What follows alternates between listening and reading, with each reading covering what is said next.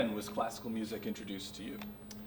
Thanks, great question. Actually, come to think of it, it was probably the other way around, because music was there in my family before I came about. So it was like, how was I introduced to classical music? Yeah. And it was probably somewhere along my mom's pregnancy, maybe in the 3rd or 4th month, she was practicing and then performing the Bach harpsichord concerti. So you're just bouncing around.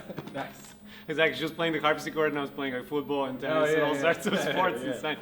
But then I, hatched, and music was everywhere. My dad was composing, my mom was practicing, performing, students were coming, they were both teachers, and music was my first toy, my first love, my first friend, and kind of stayed like that until today. Yeah. So you're a conductor, you're also the music director for the Lake Forest Symphony, but the audience is out there, they're watching you up here move around.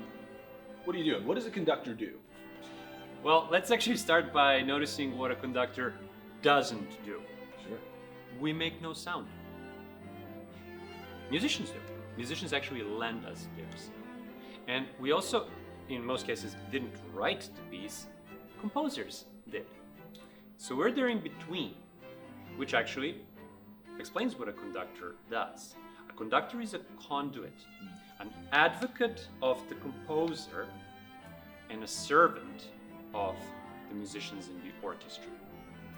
And also, a conductor is a conduit between all those different people that are actively engaged in the collaborative process of making music. So between the soloists, the orchestra, and sometimes even the chorus. You can have as many as 400, even 500 people in some cases, like That's a lot of personalities. That's a lot of personalities, that's a lot of visions, that's a lot of inspirations, and you have one piece. And actually the beauty of the process is that all of that comes together collaboratively and actively, so that we're all unified in a single voice behind the composer that we serve. It's deeply humanistic because a lot of the composers are not alive unless they're brought back to life, figure of speech, of course, through their music.